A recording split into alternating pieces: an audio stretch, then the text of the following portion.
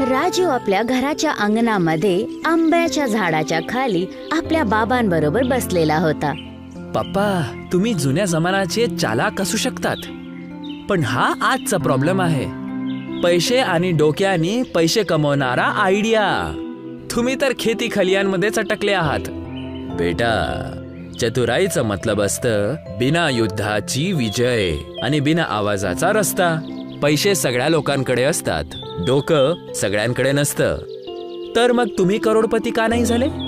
आतापर्यंत 30 जुनी खाट, 30 चहाची कप बशी. तेव्हा राजूची आई चंपाताई बाहेर येते. राजू, कोणी आपल्या बाबाशी असं बोलतं का? तुझ्या बाबांनी माहित नाही किती लोकांची मदत केली आहे गावामध्ये.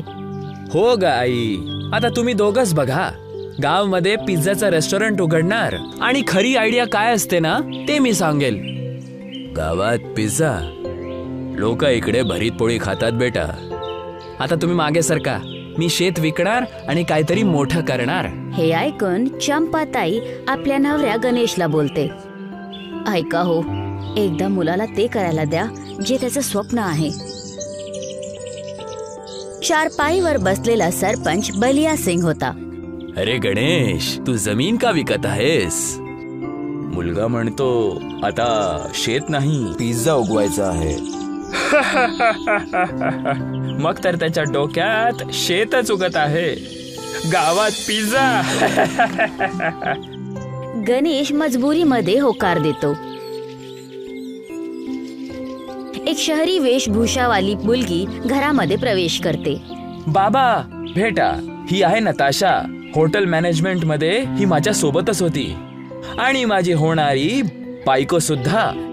अरे बाळा, लग्नाच्या आधी मुलगी मुलाच्या घरी नाही राहत. संध्याकाळी मंदिरामध्ये गणेश आणि चंपाताई राजू आणि नताशाचं लग्न लावून देतात. एक चमचमणारा विदेशी स्टाईल मध्ये रेस्टॉरंट तयार झाला होता. राजू, आता वेळ झाला आहे एक आलिशान रेस्टॉरंट चालवायचा. हे गावाचा विचार बदलणारा विचार असणार.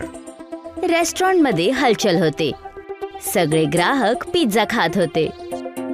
मोठ्या शहराचा स्वाद लागत आहे. चीज तर भारी आहे, पण काहीतरी वजनदार वाटत आहे.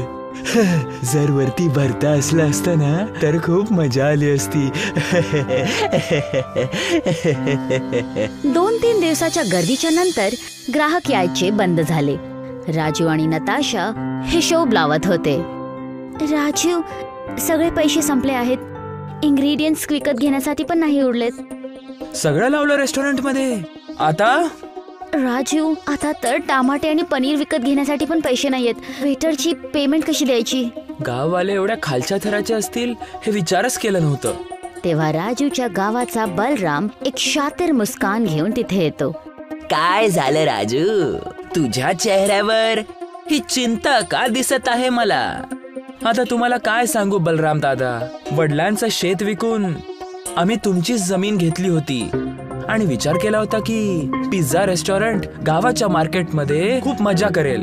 2-3 दिवस पर्यंत तर सगळं चांगलं होतं, पण 2-3 दिवसांनंतर ग्राहकांनी यायलाच बंद केलं. आणि आता आमच्याकडे पैसे सुद्धा नाहीयेत. माझा तर विचार करून डोकं दुखत आहे की आता आम्ही काय करणार, आता काय होईल? अरे चिंता का करतोस राजू, एक काम कर, तू माझ्याकडून पैसे उधार घे. अरे नाही बलराम दादा, अरे राजू बाबू, चिंता नको करूस, घेऊन टाक उधार. जेव्हा रेस्टॉरंट चालेल तेव्हा देऊन टाक. व्याज काहीच नको, गावात तर आपलेच असतात सगळे. इतकी दर्या दिली पण का? अरे बेटा, गावाच्या चांगल्यामध्ये दिल खुश होऊन जातं. राजू पैसे घेतो. चोहीकडे सन्नाटा पसरलेला होता. सगळ्या खुर्च्या खाली होत्या. मच्छर आणि मास्क्या उडत होत्या. ग्राहकांचं नाव सुद्धा नव्हतं. हे काय पिझ्झा विझ्झा, पोट तर भरत नाही, जीभ नक्कीच कापून जाते. आपल्या भरत्यामध्ये जी स्वाद आहे ती या टमाटरच्या रोटीमध्ये कुठे? बलराम दुरूनच रेस्टॉरंटला बघत होता. राजू नताशा बरोबर होता. तेव्हा अचानक बलराम तिथे येतो आणि तो राजूला बोलतो, राजू, मी जे तुला उधार दिली होती ती आता व्याज सोबत मला परत पाहिजे. हे तुम्ही काय बोलतायत बलराम दादा? तुम्हीच तर बोलले होते की तुम्हाला व्याज नको. तू चतुर नाही, मूर्ख आहेस राजू. तुम्ही काय बकवास करत आहात? मी नेहमी राजूचे वडील गणेशशी आतल्या आत जळत होतो, कारण गावात सगळीकडे गणेशची चतुराई चालते. जेव्हा मला कळलं की गणेशचा मुलगा राजू गावात आपल्या वडिलांची शेत विकून रेस्टॉरंट ओपन करणार आहे, ते पण पिझ्झाचं, मी तेव्हा समजून गेलो की बेटा बापाचं नाक कापून टाकणार आणि वाहणाऱ्या गंगेमध्ये मी सुद्धा हात धुणार. म्हणजे काय म्हणायचंय तुम्हाला? म्हणजे हे आहे की जी मी तुला रक्कम दिली होती ना उधारसाठी, तर ते मला एका महिन्यात वेळेच्या आत नाही मिळाली, तर तुझी ही पूर्ण रेस्टॉरंट आणि त्याची जमीन माझी होणार, पंचायत होणार. इतकं बोलून बलराम आकडून तिथून निघून गेला. बलराम जसंच तिथून गेला, राजूचे बाबा गणेश डोकं खाली करून आत येतात. तू जे बोललास ते मी सगळं ऐकलं. जेव्हा तू रेस्टॉरंट बनवण्यासाठी बलरामची जमीन घेण्यासाठी विषय काढला होता, मी तेव्हाच तुला सतर्क केलं होतं, पण तू ऐकलं नाहीस. आणि वरून तू माझ्याशी न विचारता त्याच्याकडून पैसे उधारीमध्ये सुद्धा घेतलेस. मी तुला कधीपासून सांगत आहे की बलराम आतल्या आत माझ्याशी जळतो. तो तुझं नुकसान करायला नक्कीच प्रयत्न करणार. तुम्ही बरोबर बोलत होते बाबा. आता काही नाही राहिलं. बलराम व्याजासोबत पैसे मागतो आहे. एका महिन्यात व्याज नाही दिला तर रेस्टॉरंट पण जाणार आणि घर सुद्धा. आता तू तुझं केलंस, आता माझी बारी आहे. आता तू ते करणार जे मी सांगणार. हो बाबा. उद्यापासून किचन मध्ये भरीत बनणार, वांग्याचं भरीत, आणि तेच वांग्याचं भरीत चढणार पिझ्झ्यावर आणि नाव होणार भरताचा पिझ्झा. बाबा, कोणी नाही खाणार भरीतचा पिझ्झा. हे गाव आहे, इकडे पिझ्झा नाही चालणार, पण भरता सगळ्यांनाच आवडतं. दोघांना मिळवलं तर हृदय आणि जीभ दोन्हीही जिंकणार. भरता पिझ्झा तयार झाला होता. कुरकुरा बेस, वांग्याचा भरता, देसी तडका आणि हिरवीगार कोथिंबीर. गावातली ममता आत्या सगळ्यात पहिला तुकडा चाकते. अरे वा, जसं भाकरीवर भरता लावलेला आहे, पण कुरकुरा. मज्जाच आली. हळूहळू ग्राहक यायला लागतात. काही दिवसांनंतर रेस्टॉरंटमध्ये गर्दी लागली होती. सगळीकडे आनंदाचा माहोल होता. प्रत्येक टेबलावर भरता पिझ्झाच दिसत होता. एकदम घरासारखं स्वाद आहे. पिझ्झाचा पण देसी रूप असू शकतं, हे सर मी कधी विचारच केला नव्हता. राजू आणि नताशा किचन मध्ये बिझी होते. बलराम दुरूनच रेस्टॉरंट मध्ये गर्दीला बघत होता. हा म्हातारा गणेश तर परत पासा पलटवायला लागला. तेव्हा रेस्टॉरंटच्या आतून राजू आणि नताशा बॅग घेऊन बलरामकडे येतात. बलराम वाईट प्रकाराने घाबरतो. राजू ती बॅग बलरामला देतो आणि बोलतो, हे घ्या तुमचे पैसे व्याजासकट. आणि आपल्या आयुष्यात एक गोष्ट लक्षात ठेवा, तुम्ही कुणाकडून ईर्ष्या ठेवून कधीच यशस्वी नाही होणार. ईर्ष्या करणारा कायम स्वतःचाच नुकसान करतो. हे ऐकून बलराम डोकं खाली करून तिथून निघून जातो. गणेश खाटावर बसलेला होता. तेव्हा राजूच्या मोबाईलची घंटी वाजते. हॅलो. हो, NDTVतून. हो, भरीतचा पिझ्झा भिलापूर पासूनच सुरू झालं.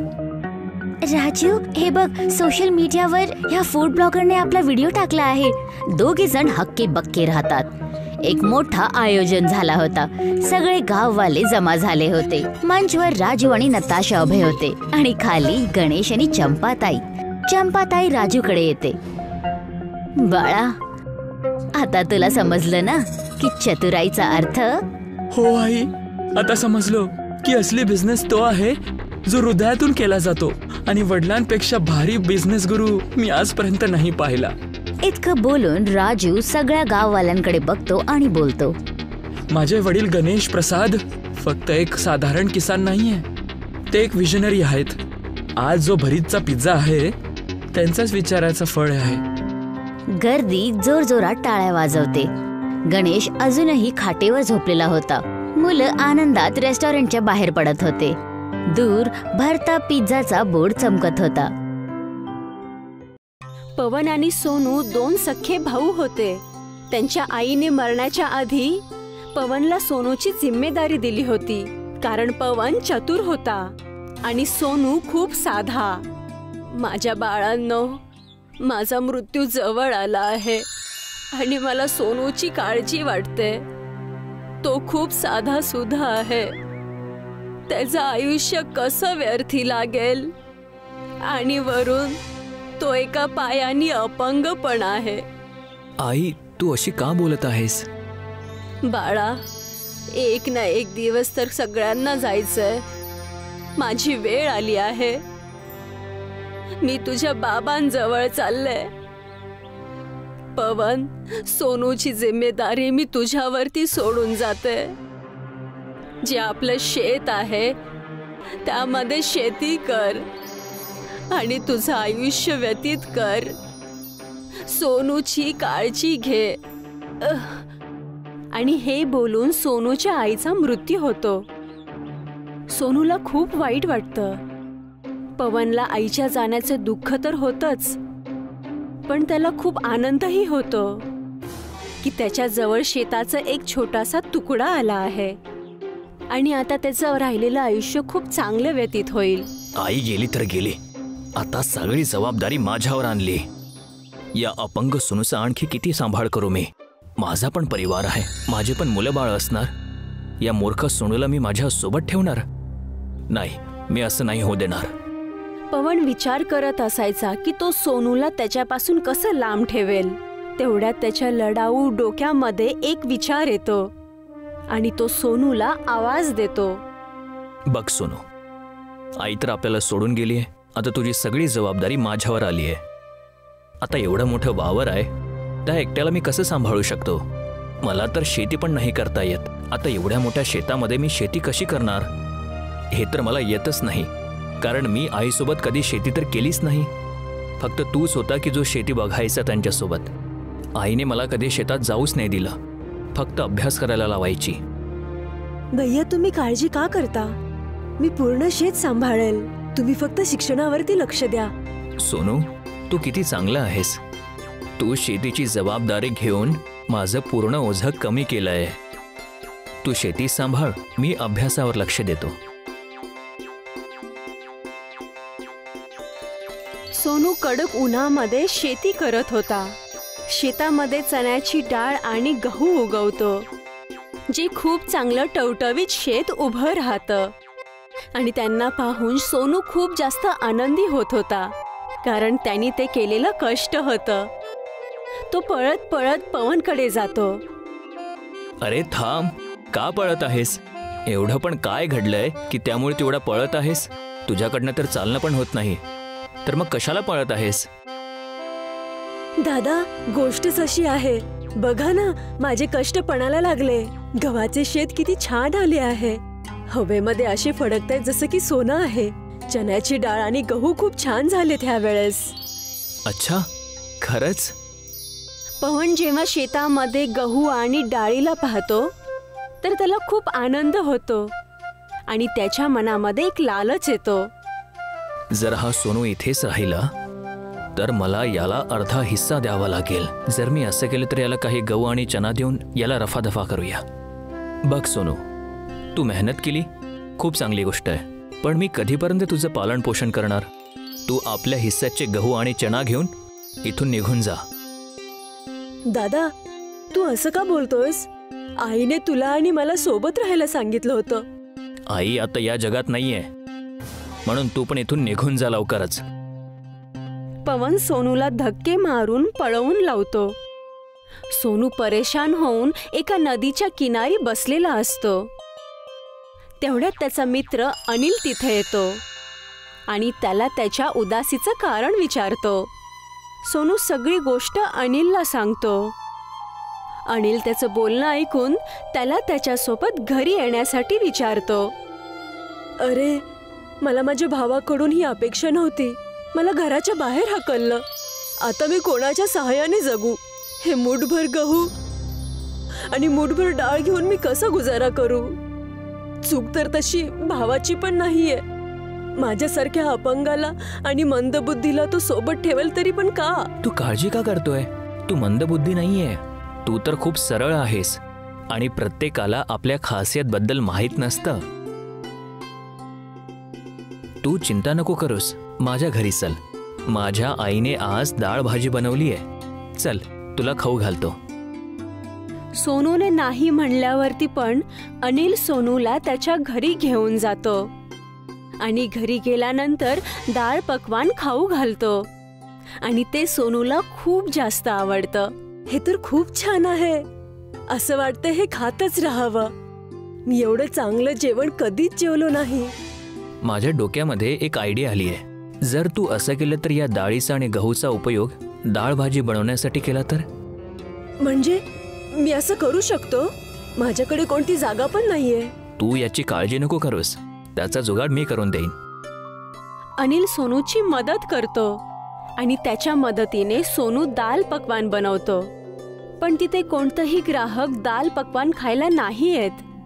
तेवढ्यात एक आजी तिथे पोहोचते आणि त्याला जेवण मागते. माई, आजच दुकान चालू केलंय. कोणतंच ग्राहक नाही आलं. तुम्हीच माझे पहिले ग्राहक आहात. तुम्हाला मी दाल पक्वान नक्की खाऊ घालेल. पण बाळा, आज तू पहिल्यांदा जेवण बनवलं आहेस, पण माझ्या जवळ तुला द्यायला काहीच नाहीये. तुमच्या जवळ तर खूप किमती गोष्ट आहे आणि ते आहे तुमचा आशीर्वाद. तुम्ही फक्त मला आशीर्वाद द्या आणि हे दाल पक्वान खावा. आजी डाळ पक्वान खाऊन खूप आनंदी होते आणि ती तिच्या बटव्यामधून थोडीशी चण्याची डाळ काढून, माझ्या जवळ तुला देण्यासाठी काहीच नाहीये, पण हा, ही चण्याची डाळ आहे. ह्याला आशीर्वाद समजून तुझ्या जवळ ठेव आणि ह्याला तुझ्या डाळीमध्ये मिळव. आणि हे बोलून तिथून ती निघून जाते. दुसऱ्या दिवशी सोनू पुन्हा एकदा दाल पक्वान बनवतो आणि आजीने दिलेले ते दाणे त्या पक्वानामध्ये घालतो. जशी ती डाळ बनते तर ग्राहकांची लाईन लागलेली असते आणि संध्याकाळपर्यंत त्याचा खूप गल्ला साठतो. त्याला त्याच्या डोळ्यांवरती विश्वास होत नाही. मला तर विश्वासच होत नाहीये. एकाच दिवसात मी एवढे सगळे पैसे कमावले. काल रात्रीपर्यंत एकही ग्राहक नव्हता आलं. हे सगळं तुझ्या इमानदारीचं फळ आहे. तू त्या म्हातारीला जे जेवण खाऊ घातलं होतं त्या बदल्यामध्ये तिने जी डाळ तुला दिली होती, तो याच डाळीचा प्रभाव आहे. ते डाळीच्या रूपात तुला आशीर्वाद देऊन गेली आहे, ज्यामुळे तुझी रात्रभरामध्ये खूप कमाई होणार आहे. आता ही डाळ भाजी खूप जादुई बनली आहे. सोनूला हे ऐकून खूप आनंद होतो आणि तो त्याचं परोपकार चालूच ठेवतो. दाल पक्वान सगळ्यांना पोट भरून खाऊ घालून संध्याकाळी ज्यावेळेस दाल पक्वान शिल्लक राहतो तर तो त्यांना त्या लोकांना देतो ज्यांच्या घरामध्ये त्या दिवशी जेवण बनलेलं नसतं. तो गरीब लोकांमध्ये हे सगळं दाल पक्वान वाटून टाकतो. तो दिवस रात्र एक करून तरक्की करतो आणि अमीर बनतो.